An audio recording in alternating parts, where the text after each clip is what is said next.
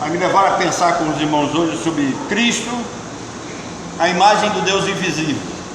Esse seria o nosso tema, mas nosso subtítulo, eu vou trazer uma pergunta para os irmãos: é possível conhecer, cultuar, servir, agradar a Deus sem a revelação de Jesus Cristo? De cara, a Bíblia ela é clara e ela diz que não é possível.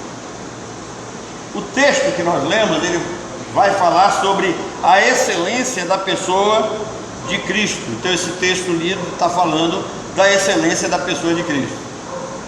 E de cara, todos nós, como seres humanos, nós somos levados a nos identificar como filho de Deus. Todas as pessoas se identificam como filhos de Deus. Esse é o desejo de todo homem. O problema é que esse desejo, ele é resultado da culpa universal gerada pela desobediência de Adão. Essa desobediência, chamada pecado, ela criou uma barreira e ela gera um distanciamento entre Deus e o homem. E essa carência, essa necessidade do homem, no fundo, faz com que ele deseje ter qualquer tipo de relacionamento com o sagrado. O primeiro homem, Adão, ao seguir a sua vontade pessoal, ele colocou-se em oposição a Deus. Então Deus tem uma vontade andando de um lado e Adão do outro. Houve uma quebra na relação entre Criador e criatura, houve uma ruptura nesse relacionamento. E a humanidade, ela foi gerada em oposição ao Criador, alheia à sua vontade, resultado de uma inimizade que foi gerada lá no Éden, por meio da desobediência de Adão. O erro de Adão, que a Bíblia determina como pecado, e todos nós conhecemos assim como pecado, ele impossibilitou o homem de conhecer profundamente a Deus. Esse relacionamento foi quebrado, o homem foi expulso do paraíso, e a partir daí ele começa a viver sozinho na terra, praticamente voltado para as suas próprias ideias e convicções. Então esse erro de Adão, denominado pecado, ele inutilizou o homem para que o homem pudesse ir até Deus. O homem não tem mais o chamado livre-arbítrio para poder desejar ser filho de Deus, desejar ter algum tipo de relacionamento com Deus, uma vez que o seu arbítrio foi escravizado pelo pecado. Jesus deixa isso bem claro em João no capítulo 8, quando ele diz que aquele que comete pecado, ele é escravo do pecado. Então o ser humano herdou de Adão essa natureza pecaminosa, recebeu de Adão esse arbítrio já escravizado ao pecado. Diante disso, para chamar a atenção da humanidade, Deus divide os seres humanos em dois grupos. Preste bem atenção. O primeiro grupo, ele é denominado de homem natural. Quem é o homem natural? O homem natural é aquele que herdou a natureza caída de Adão, que vive a vida de acordo com as suas ideias e de acordo com os seus conceitos sobre Deus. O Novo Testamento diz que esse homem, por decreto divino, ele já nasceu sentenciado, condenado ao inferno, já nasceu espiritualmente morto, impossibilitado de servir a Deus, de ir até Deus por sua própria força e vontade.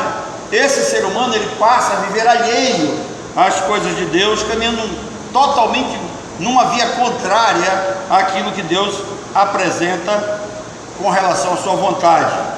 O segundo tipo de homem que habita este mundo é aquele que a Bíblia denomina de homem espiritual. Esse homem espiritual, ele recebeu uma revelação direta de Jesus Cristo. Ele foi tornado filho de Deus porque ele nasceu de novo. João no capítulo 12 vai deixar isso bem, no capítulo 1, no verso 12, ele deixa isso bem claro: mas a todos quantos receberam, deu-lhes o poder de serem feitos o quê? Filhos de Deus. Quando Jesus comissiona os discípulos a pregar o Evangelho, ele diz que os 12 estavam responsáveis de pregar o Evangelho a toda criatura. Então, bem claro, o homem natural, ele, ao receber essa natureza caída de Adão, ele se torna um pecador, ele se torna um homem naturalmente morto nos seus delitos e pecados. Segundo homem, ele recebe uma revelação de Jesus Cristo, o Espírito Santo opera o novo nascimento nele e tudo muda na sua vida. E isso nos leva então a uma pergunta: que tipo de revelação é essa que faz o homem natural se tornar filho de Deus? Ou seja, para melhor entendimento nosso, todos nós nascemos como homens naturais, criaturas de Deus. Todos nós nascemos corrompidos pelo pecado de Adão. E aí surge essa pergunta: então o que foi que nos fez filhos? O que nos tornou diferente dos demais? Claro que essa é a revelação especial. Agora, também olhando para a Bíblia, você vai entender que existe uma revelação geral e uma revelação especial. A revelação geral apresenta um conhecimento básico acerca de Deus. Esse conhecimento ele é superficial, ele não é aprofundado, ele é superficial. E ele pode ser visto através da criação, através da natureza. Vocês lembram que diz o salmista: os céus proclamam a glória de Deus. Então a criação revela a pessoa de Deus, a natureza revela a pessoa de Deus, e também a consciência humana revela ao ser humano a existência de um Deus. Todo ser humano tem essa necessidade do relacionamento com o sagrado. Em Isaías 44 é um texto que eu gosto muito, porque o profeta vai falar acerca desse homem natural, morto em delitos e pecados, que tem a necessidade de se relacionar com o sagrado, mas como ele não tem os recursos em si mesmo para poder chegar até Deus, ele tenta de alguma forma criar uma maneira de chegar até Deus. Aí Isaías vai falar acerca da loucura da idolatria. O que Isaías diz? Isaías que o homem diz que esse homem natural que está tentando se aproximar de Deus, ele vai na mata, ele derruba a mata, com parte da madeira ele faz a sua casa, depois ele separa outra parte da madeira, ele faz o fogo, ele faz a sua alimentação, e um pedaço de madeira que sobra lá, ele forja, ele faz uma espécie de ídolo, se curva diante dele e diz: tu és o meu Deus. Ou seja, esse homem natural que recebe essa revelação parcial e impossibilitado de ir até Deus pelo Espírito, por causa do pecado de Adão, ele tenta de alguma forma, ele tenta pelos seus próprios meios chegar até Deus, ele tenta se relacionar com o sagrado, e ele o faz de forma errada, ele faz por meio de ídolos. Enquanto que a Bíblia vai dizer que só existe um mediador entre Deus e os homens, que é quem? Que é Cristo. Então, essa revelação geral, ela também pode ser entendida pelo ser humano através de alguns atributos que Deus apresenta a esse homem. A teologia chama isso de atributos comunicáveis. Ou seja, esses atributos, eles são características pessoais de Deus e que Deus compartilha com os seres humanos. Ou seja, ser humano, criado à imagem semelhante de Deus, ele também compartilha de alguns atributos que Deus tem. Por exemplo, amor. Deus é capaz do amor, o ser humano também é capaz do amor. Deus é bom, o ser humano também é capaz da bondade. Deus é um ser compassivo, nele há toda compaixão, o ser humano também é capaz da compaixão, é capaz da misericórdia, o ser humano é capaz da justiça humana. Então esses atributos são atributos comunicáveis, e que faz com que o ser humano entenda que isso não vem dele, que vem do sagrado, que vem de cima. Então Deus se revela pela natureza, Deus se revela na consciência humana, e essa é chamada de revelação geral. Mas há uma segunda revelação que a Bíblia nos mostra, que ela é muito maior e muito mais profunda do que a primeira, que é a revelação especial. Essa revelação especial inclui Jesus Cristo, o Espírito Santo e a Bíblia como palavra de Deus, que nós denominamos de Escrituras Sagradas. A revelação especial, ela está centrada principalmente na pessoa de Jesus. Ele é a completa revelação da pessoa de Deus. Observem que o texto diz que nele foram criadas todas as coisas subsistem a partir dele. Ele é a figura central da história revelada para todos nós.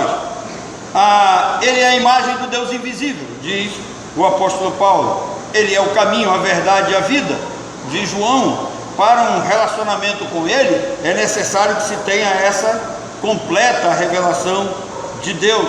Não dá para o ser humano, morto nos seus delitos e pecados, e apenas com essa revelação geral ter algum tipo de relacionamento com Deus. Daí surge a pergunta do nosso tema: é possível o homem ter algum tipo de relacionamento com Deus sem Cristo, sem o Espírito Santo e sem a palavra de Deus? Claro que nós já estamos entendendo que não. Preste atenção, a revelação geral, ela pode levar o homem ao máximo a reconhecer a existência de Deus, apenas isso. Enquanto que a revelação especial, através de Jesus, traz o conhecimento essencial para a reconciliação com Deus, para a salvação e para um relacionamento que agrade a Deus. A revelação geral, ela é tão comum que ela pode ser mostrada até nos filmes. Quem assistiu um filme intitulado Mãos Talentosas? Mãos Talentosas conta a história de um homem chamado Ben Carson, um menino pobre de Detroit, que tinha tudo para não ter um futuro relevante, mas, sabendo da existência de Deus, ele diz que confiando em Deus, apoiado pela sua mãe, Ben tornou-se um grande cirurgião pediatra. Ben ganhou fama por suas cirurgias inovadoras, incluindo a separação de gêmeos siameses pela mesma cabeça, unidos pela mesma cabeça, em 1987.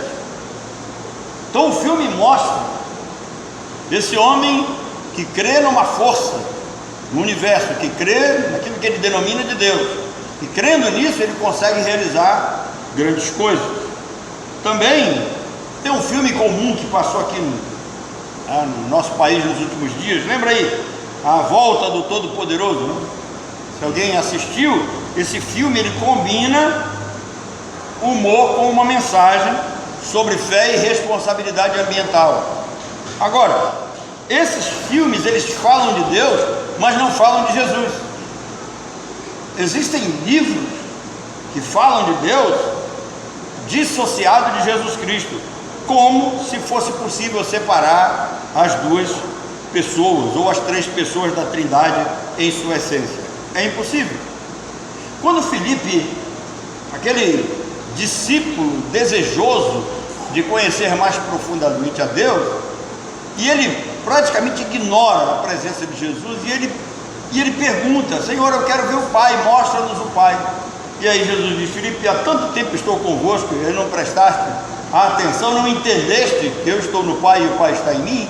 Quem vê a mim, vê o Pai, porque eu e o Pai, o quê? Somos um na mesma essência, somos a mesma pessoa.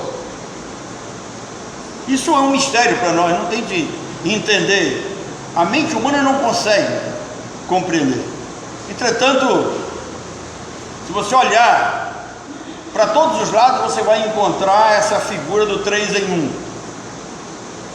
Deus é uma só essência, apresenta-se em três pessoas. Até o seu corpo, o corpo humano é dividido em quantas partes? Você não é três, você é um corpo dividido em três partes. Para tirar o 10, quais são as partes?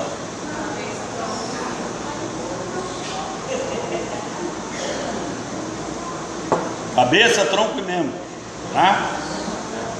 Irmãos, em Mateus 11, Jesus diz que não é possível conhecer plenamente a Deus, o Deus Pai, sem a revelação de Deus Filho. Não tem como. O conhecimento mais profundo de Deus só é possível em Cristo.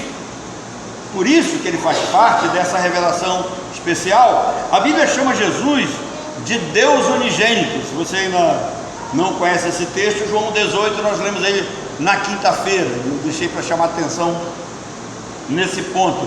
Ele é o Deus unigênito, e essa expressão ela é usada para destacar a singularidade de Cristo.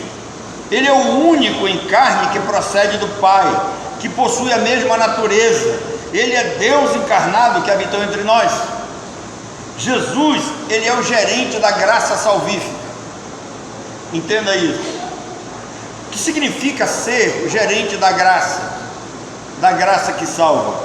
É Cristo quem a comunica, é Cristo quem a administra, é Cristo quem controla todos os recursos para que o escolhido chegue à salvação. Então, Deus não só nos escolheu antes da fundação do mundo, Deus preparou todos os detalhes para que na data marcada nós chegássemos ao pleno conhecimento da verdade. E em João, no capítulo 5, verso 21, Jesus diz algo muito forte: assim como o Pai ressuscita e dá vida aos mortos, assim também o Filho dá a vida eterna àqueles a quem Ele quer.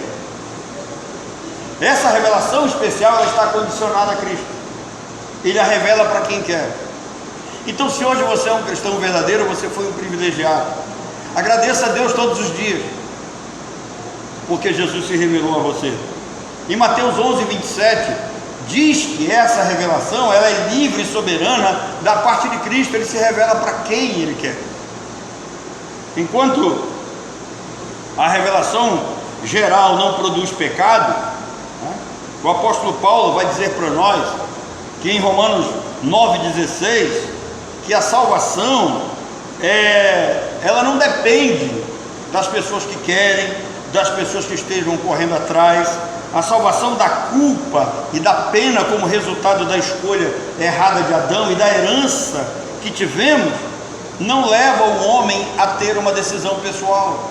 Esse homem vai depender de uma ação milagrosa na revelação de Cristo e de uma ação misericordiosa da parte de Deus. O perdão dos pecados e por fim a salvação da alma depende da misericórdia de Deus. O ser humano não tem força em si mesmo, não tem condição psíquica para chegar a esse conhecimento. Então ele necessita dessa revelação geral, e também ele necessita da revelação especial. A revelação geral vai levá-lo apenas à consciência da existência de Deus, e essa revelação da existência de Deus vai servir apenas de juízo contra ele. Não vai perdoar os seus pecados, não vai resultar em redenção das suas atitudes erradas. De volta ao texto de Colossenses, o verso 13 diz que a Trindade Santa nos tirou do domínio das trevas. Preste atenção, Colossenses 1,3, o texto diz assim: Ele nos tirou do império das trevas. Se você olhar o contexto, você vai entender que não é uma ação de uma única pessoa. Ele está falando de Deus. Foi Deus quem nos libertou do império das trevas. Mas essa obra de salvação, ela é destacada por meio de uma obra da Trindade Santa. Destaca as ações harmoniosas entre Deus Pai, Deus Filho e Deus Espírito no resgate do pecador eleito. Cada pessoa da Trindade desempenha uma ação independente no processo de salvação, que é interdependente dentro da vontade de Deus. Ou seja, cada pessoa da Trindade age de forma independente dentro de um plano, dentro de um projeto. Mas na realização geral, no cômputo final, na conclusão desse projeto, os três agem conjuntamente. Por exemplo, Deus Pai, Ele é o autor do plano da salvação. Como é que nós vamos entender isso? Antes dos tempos eternos, antes da fundação do mundo, houve uma reunião da Tríade Santa. E nessa reunião saiu uma decisão. Deus é o autor do plano da salvação. Ele escolheu e predestinou todos os salvos antes da fundação do mundo. Ele pessoalmente determinou aqueles que seriam salvos. Eu não sei se os irmãos prestaram atenção, mas o texto devocional que foi lido diz que nós, os crentes, não fomos destinados à ira. Nós fomos destinados à salvação pela graça. Isso faz parte de um plano, de um projeto de Deus. Então, Deus escolheu, Deus predestinou, Deus determinou. Mas esse ser humano, ele vem ao mundo corrompido pelo pecado de Adão, ele precisava ser limpo. Então Deus enviou Deus Filho ao mundo para que ele realizasse a obra de redenção. Isso é um ato de amor da parte de Deus. E agora você vai lembrar de João 3,16. Foi em amor que Deus enviou o seu Filho. Então, esse é o primeiro ponto, ponto de Deus Pai. Já Deus Filho, Jesus Cristo, ele é o mediador da salvação. Ele encarnou, ele viveu uma vida sem pecado, ele foi à cruz, ele morreu pelos eleitos, ele tomou o lugar dos escolhidos na cruz, e ele ressuscitou, garantindo a vitória sobre a morte, sobre o pecado, e ressuscitou para nossa justificação. Por isso, somos declarados justos no tribunal de Deus. E em terceiro, nós temos Deus Espírito Santo, que aplicou a salvação nos eleitos. Ele os regenerou, convencendo-os do pecado, da justiça e do juízo. Ele passou a morar nos salvos, a habitar nos crentes. Ele também os santifica e ele os guia a toda a verdade e fortalece a nossa fé. Então, os crentes foram libertados, e quando Paulo fala dessa libertação, Paulo tem em mente o poder de Deus quando tirou Israel do Egito e também da Babilônia.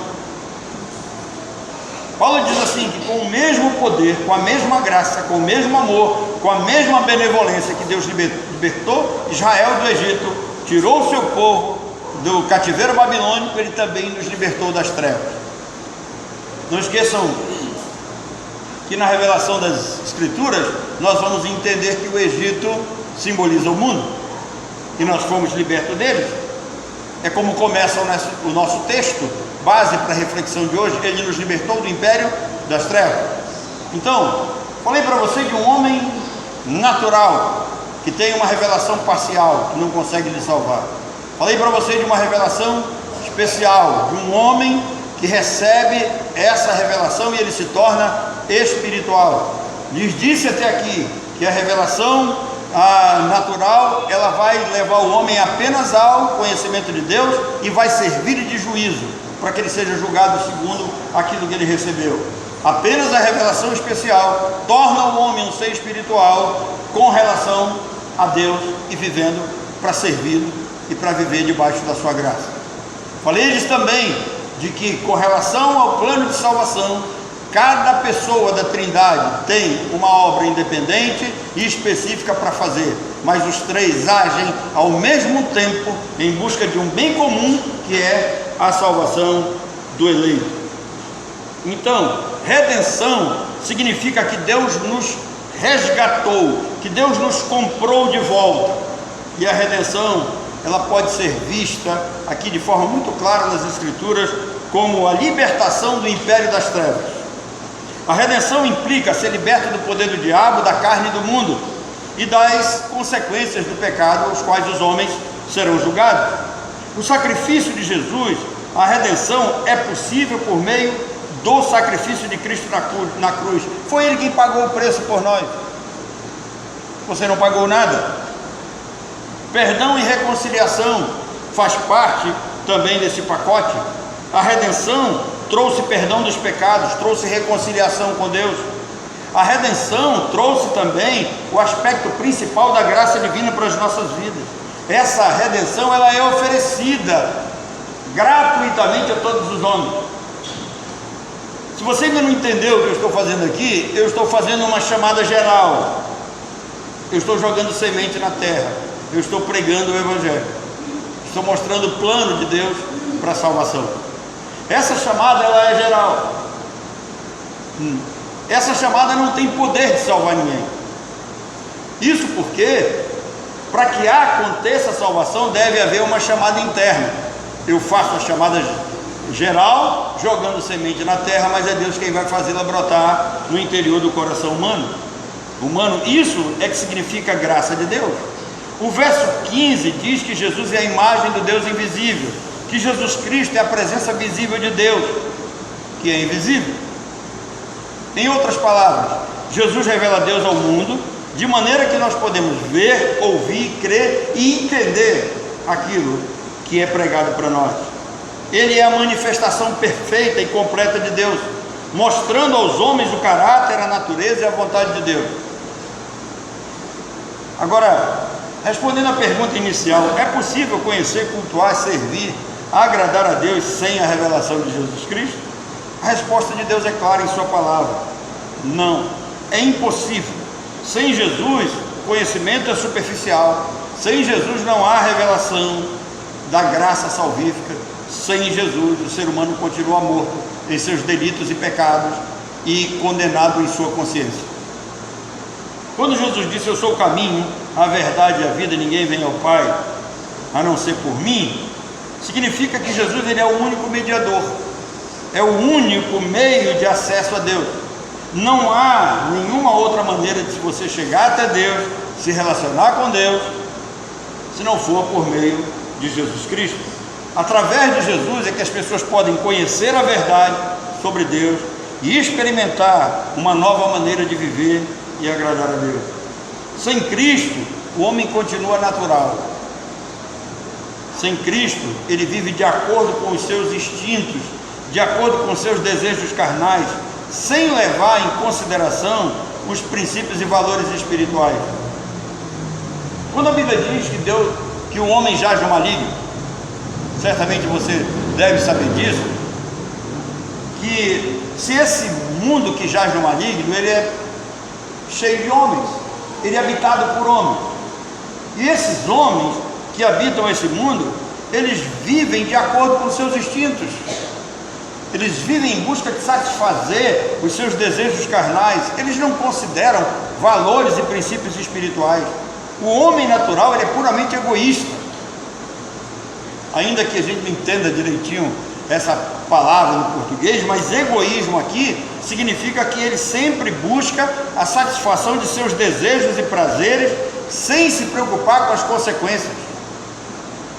Um dia eu estava lendo um relato sobre AIDS. Hoje quase ninguém fala mais, né? Parece que as pessoas perderam o medo. Mas nesse relato havia uma pesquisa e foi feita uma entrevista, e perguntaram dos homens que, se eles soubessem que a sua companheira, a sua parceira estivesse com AIDS, se ele tivesse um encontro e a mulher estivesse com AIDS, se ele encararia esse encontro sem se proteger. E ele disse que encararia. Quase 70% dos homens foram categóricos em afirmar que, mesmo sabendo que a mulher estivesse contaminada, ele, mesmo assim, faria sexo sem se prevenir. Ou seja, isso significa o que a Bíblia diz aqui, que esse ser humano, ele vive de acordo com seus instintos. Ele vai querer satisfazer a sua tara, a sua sede, a sua carnalidade, sem se importar com as consequências. O ser humano, ele tem um problema muito grave com ele mesmo, porque ele sempre espera o amanhã. Mas aqui surge uma pergunta: se não houver amanhã? Ele se contamina esperando que amanhã ele vai resolver o problema. Ele encara esperando que não seja contaminado.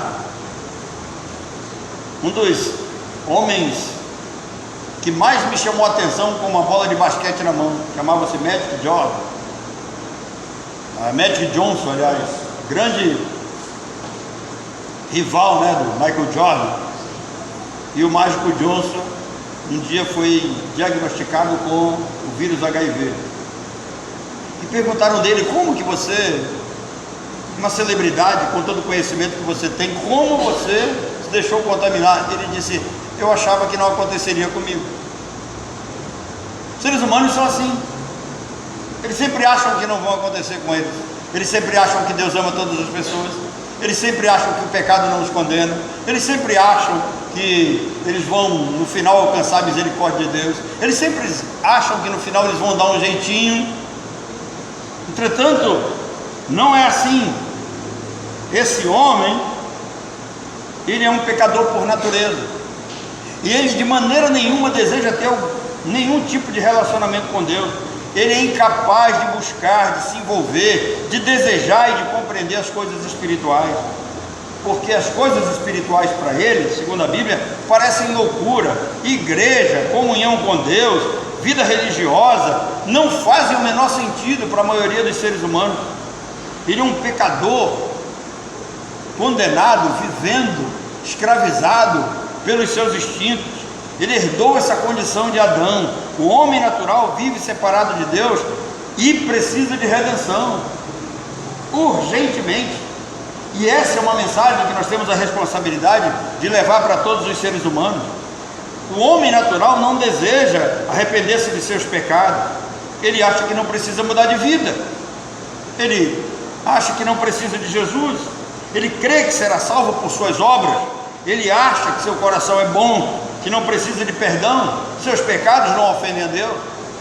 É isso que ele tem em mente. Ele acredita que para ele sempre terá um final feliz. Ele acredita que vai se dar bem no final. Já o homem espiritual, habitado e guiado pelo Espírito Santo, ele vive de acordo com os princípios e valores de Deus estabelecidos nas Escrituras. Ele faz parte do corpo de Cristo.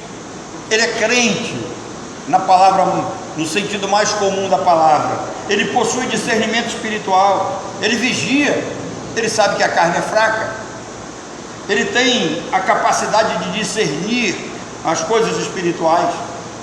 Ele tem a capacidade de entender a palavra de Deus por causa da ação do Espírito Santo, coisas que o homem natural não consegue compreender, ele não deseja, ele não as busca. O homem espiritual estuda, pratica os ensinamentos, os preceitos da lei de Deus revelados na palavra. Ele conhece os ensinamentos bíblicos, que sabe que vem de Deus e se esforça para no fim praticá-los diariamente. O homem natural, ele possui sabedoria e entendimento. Ele deseja ser cheio do conhecimento de Deus, das Escrituras e da vontade do Senhor. Pense nisso. Se você quiser fazer uma diferença sobre essa questão do homem natural e do homem espiritual, esse é o ponto central que divide todos eles. O homem espiritual, ele tem sede de Deus, ele tem vontade de conhecer Deus, sua graça, sua palavra. Ele tem sede de sabedoria e de entendimento espiritual. Ele se alimenta da palavra de Deus diariamente. Ele tem o objetivo de crescer espiritualmente. O homem espiritual, ele é humilde. Ele não se orgulha do que é, nem do que faz. Ele reconhece que tudo que ele é e tudo que ele tem vem de Deus. Ele reconhece a sua total dependência de Deus. Ele sabe que nele não há forças pessoais para que ele consiga resolver tudo sozinho. Então ele depende de Deus. Essas características mostram quem verdadeiramente nasceu de Deus, quem verdadeiramente guiado pelo Espírito Santo, ou quem ainda continua na naturalidade das suas ideias e dos seus pensamentos. O homem espiritual, ele procura viver sempre alinhado com Deus, refletindo o caráter de Cristo. Quando Paulo diz assim: sede meus imitadores, como eu sou de Cristo, o homem espiritual, ele procura conhecer esse caráter, procura se alinhar a ele e andar de acordo com essa revelação de Jesus Cristo. O homem espiritual, na verdade, ele é um talmidim, ele anda nos passos do seu Senhor. Queridos, que Deus nos abençoe. E nesse segundo domingo do mês, pensando em missões, seja essa a palavra que você deva levar. Faça uma diferença entre o homem natural e o homem espiritual. Mostre que há uma revelação natural e há uma revelação especial. Mostre que a salvação só é possível por meio dessa revelação especial que é centrada na pessoa de Cristo. Mostre que o homem natural vive a vida dirigida pelos seus instintos, pelos seus prazeres, sem se importar com as consequências, enquanto o homem espiritual procura se alinhar à vontade, ao caráter de Cristo, segue seus passos, alimenta-se da palavra de Deus e procura viver uma vida para a glória de Deus. Se você ainda não tem certeza da sua salvação e ainda não conhece toda essa gama de ensino, todo esse arcabouço de ensino que vem das Escrituras, eu aconselho você a curvar sua cabeça, a buscar a Deus, abrir seu coração para Ele, dizer: Senhor, eu preciso fugir dos meus instintos, eu preciso ser livre dessa necessidade que eu tenho de satisfazer o meu próprio ego, de buscar sempre o meu próprio prazer. Eu desejo te servir, eu desejo ter um caráter santo, eu desejo ser lavado, regenerado, eu desejo alinhar-me à pessoa de Cristo, eu quero seguir. Faz isso na minha vida, te peço, faça isso em nome de Jesus. Que Deus nos abençoe.